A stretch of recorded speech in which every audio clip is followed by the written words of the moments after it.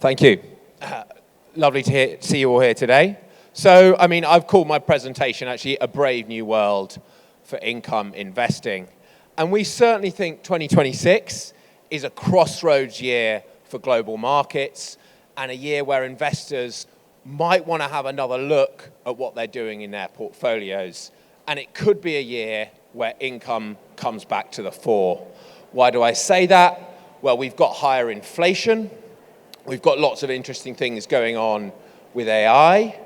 And income kind of looks pretty cheap right now. Income stocks are trading at really attractive valuations. I'll also take you through how we approach this kind of unique mix of risks and opportunities with our Global Dynamic Dividend Fund. So firstly, the economy today and what's changed. And if we really come back to basics here, okay, the world changed after COVID, and that's what we're showing you here. Inflation is higher, governments are borrowing more, it's making the economy grow faster, which is good, but prices are also rising, and government debt is also rising.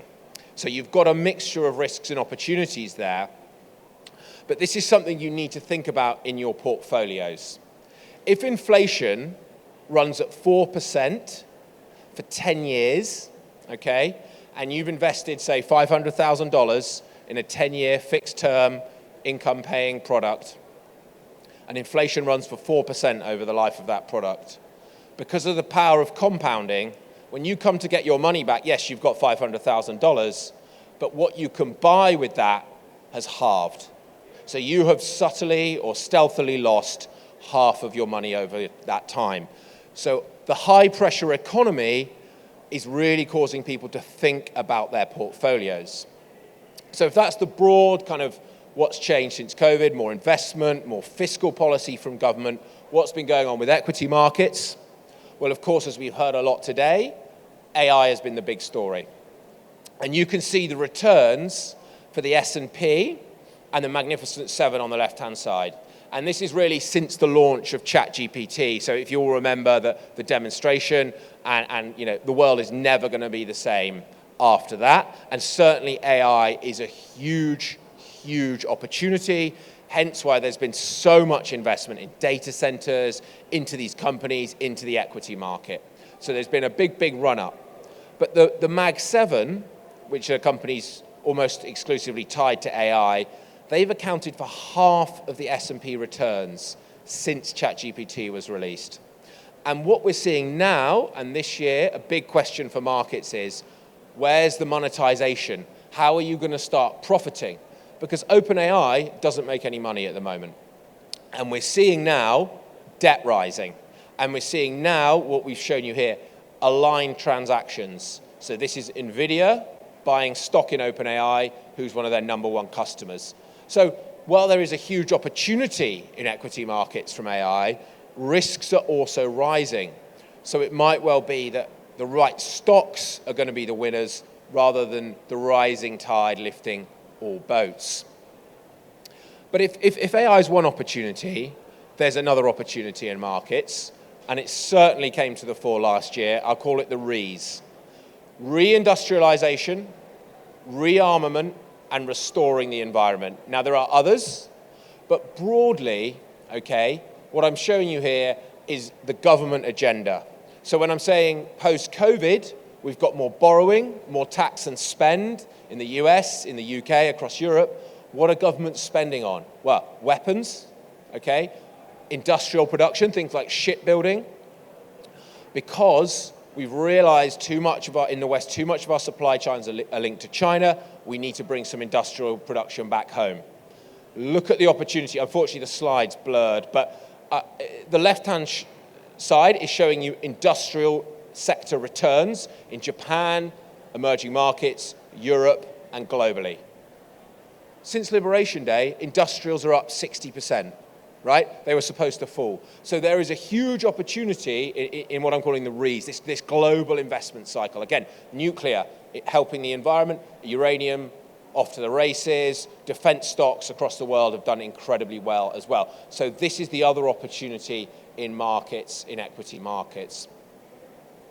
So Why think about income to approach this? Well, the first point, the middle one, inflation protection. If prices are rising, and that's a big threat to your fixed investments, your fixed income investments, your cash investments right now, who's increasing prices? It's the companies, okay? The people that put prices up every year are the companies you're going to invest in. And the rising prices, that funds your dividends. So equity gives you inflation protection, right? Because those price rises come profits which feed dividends. So equity income is one of the best asset classes when inflation is rising, and we have studies showing in the 1970s it performed very well. On top of that, simple dividend stocks are profitable, risks are lower versus other stocks, and therefore over time they outperform. They also share their profits with you. That's very helpful for performance. And thirdly, as I said at the start, there is an opportunity.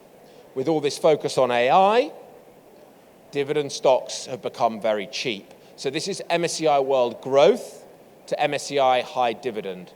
And you can see the line. So if you look at 2023, high dividend stock was doing well against growth. ChatGPT's released, and boom, the income stocks have derated. But how long can that go on? There must be a point when markets will start to diversify and think about nearer term returns, and that's when they start to think about income stocks. Now, if you think, you want income in your portfolio, most people do. The question is, how do I approach this conundrum? There's a number of ways to do it. So we've put up some typical approaches. The first one, bonds. I personally avoid bonds at all costs, but I know some people like them. Okay, they give you a stable income stream.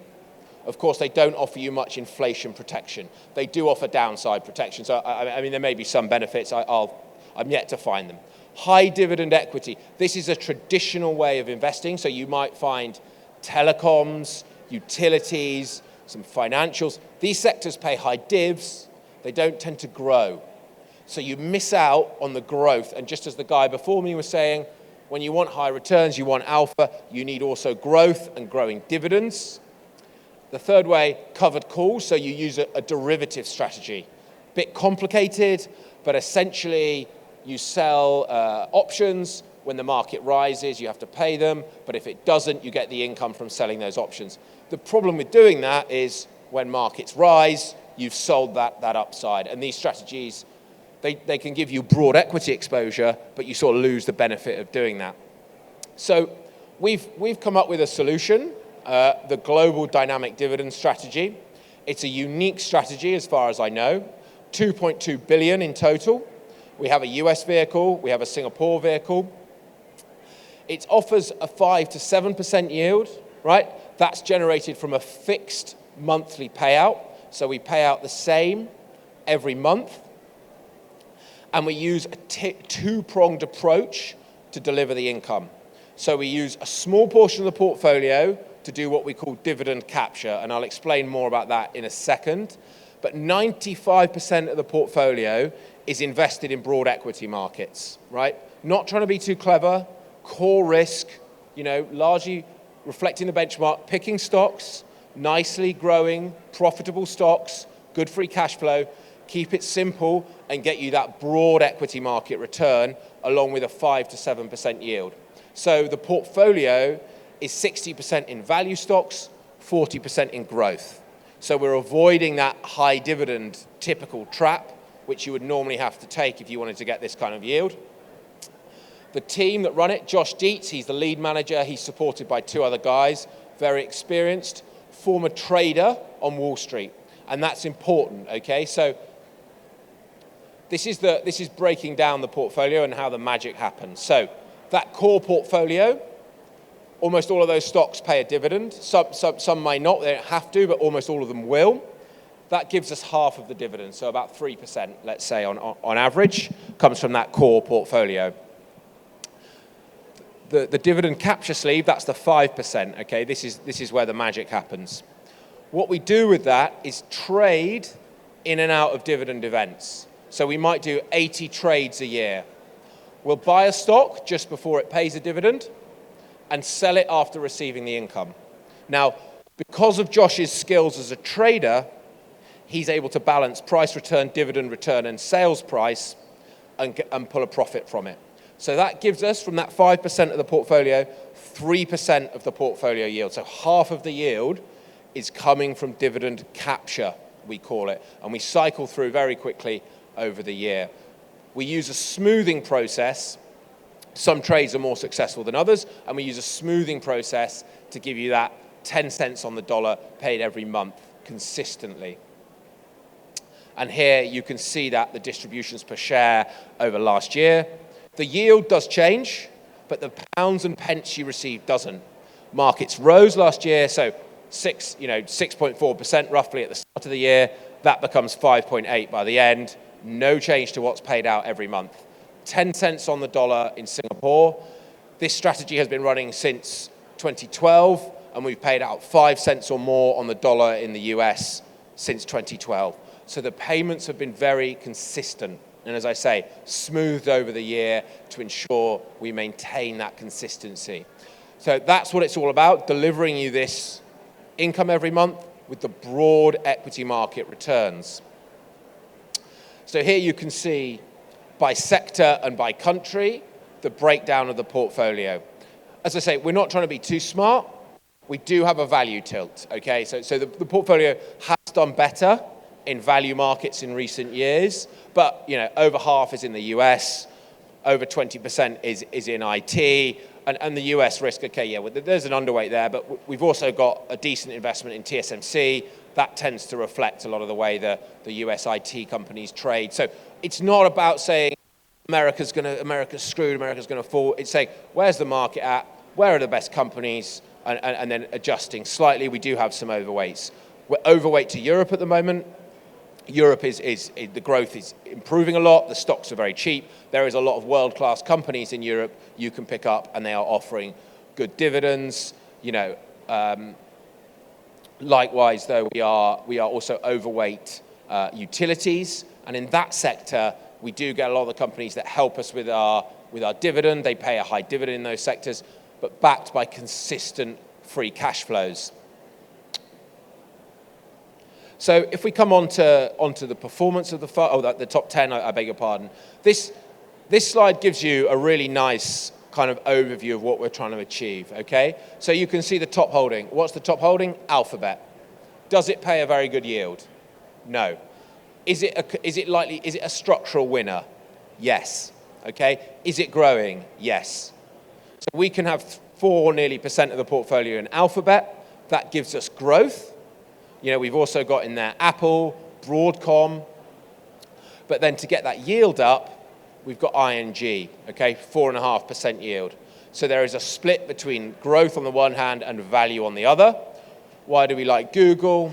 Well, its core business is incredibly profitable. That's the search engine, the maps, all the data it controls. It's also doing very clever things, investing in IT, investing in the new latest generation of chips. It might well be a winner of the AI trade. We don't know, but it's doing pretty well there, and it's got a core, highly cash-generative business to fund that. That's the kind of business we like. And then ING Group, what's happening? Well, a bit more cyclical. Europe is improving. Banking regulation is changing. The banks in Europe are performing very well as a result. The dividend there, 4.5%, that boosts the overall portfolio yield. So we will also have some stocks like that in the portfolio. And that's the idea, broad market exposure. So if I come on to the performance of the fund. So last year, this is net of fees, by the way, the fund was up 20%. This year, we've started pretty well. We're up around 3.5% over January. And that's because there is a tailwind now in markets. The thing I'll come back to is the re's, okay? The re-industrialization, the rearmament, the restoring the environment. These things are boosting the type of stocks we like, boosting funds with a value tilt, and that's a tailwind for us after we've really faced this big headwind from a very concentrated AI rally. So you can see over the last 3 years, we have lagged the index a bit, but that looks to be changing now. And certainly this whole time, okay, through these returns last year, 20% year, as I say, you're getting that 10 cents on the dollar. You're getting 5 to 7% yield with a fixed payout every month. Every month. So just to finish, markets are at a crossroads. People are reappraising growth and inflation and where equities should be invested. In that environment, there is going to be an increasing focus on income because dividends protect you from inflation. GDD provides you a consistent dividend distribution every month. We're balancing value and growth. We're diversified across sectors, not trying to be too clever. Our dividend capture strategy, that provides the premium yield. That is unique to us, and we avoid using any derivatives or doing anything too complicated. On that note, I'll finish, and thank you very, very much.